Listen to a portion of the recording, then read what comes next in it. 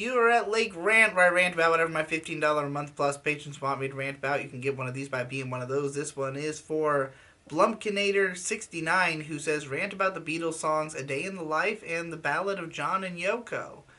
First of all, I'll say these are both solid ass songs from the Beatles, and they're both very different from different albums, and I guess I'll just comment on them individually. So, A Day in the Life is from Sgt. Pepper's. It's the last song. As I understand it, Sgt. Pepper's is a concept album with some kind of story behind it.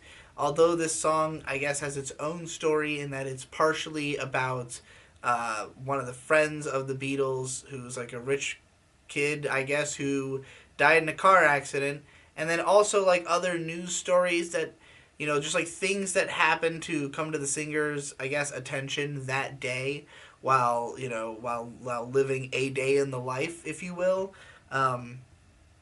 It seems as though the song is kind of like, he's reading the news, he's reading these sad stories, falling into like a depressive spiral with the orchestra like going in this really crazy fucking from bottom to top of the scale, and then it like crescendos out into like a big pop, like overcoming, like I'm getting up the next morning, waking up, get out of bed, put a comb across my head,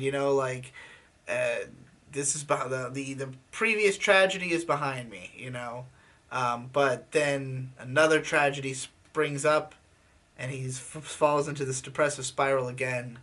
But at the end, there's like this clarity moment, I guess. The final note of the song is like this upbeat piano sting that just like hangs ambiently in the air long afterwards.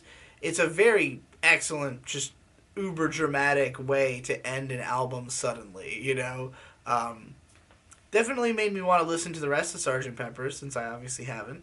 But yeah, I thought it was pretty good. Then there's the Ballad of John and Yoko, and this one is just a fairly straightforward song about when John Lennon and Yoko Ono got married and went on their honeymoon and did this weird strike from bed. And he's just talking about how the tabloids are, following him around, saying all kinds of things about him.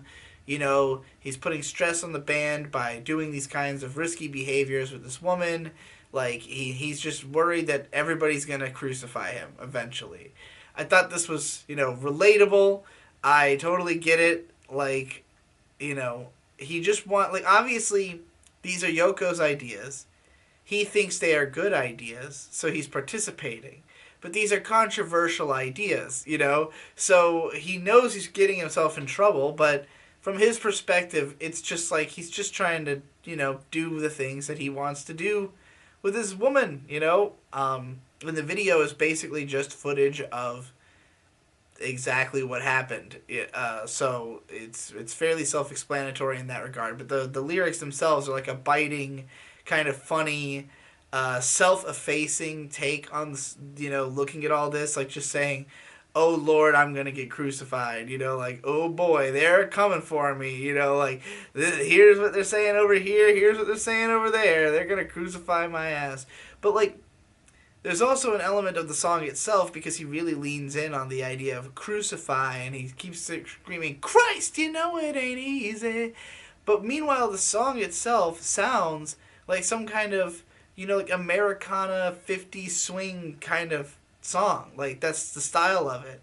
I don't know really the origin of the genre of like what this song is going for, but it sounded to me like an old American song. And it's funny because this song was actually banned in a bunch of places in America because of him screaming Christ and taking the Lord's name in vain. This is in the 70s. So, yeah, I guess the song was not as big of a hit in America because it was scared out of the Bible Belt by him screaming Christ.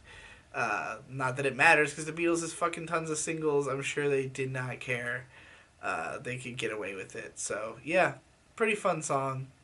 I appreciated the context surrounding it. And that's your Beatles rant.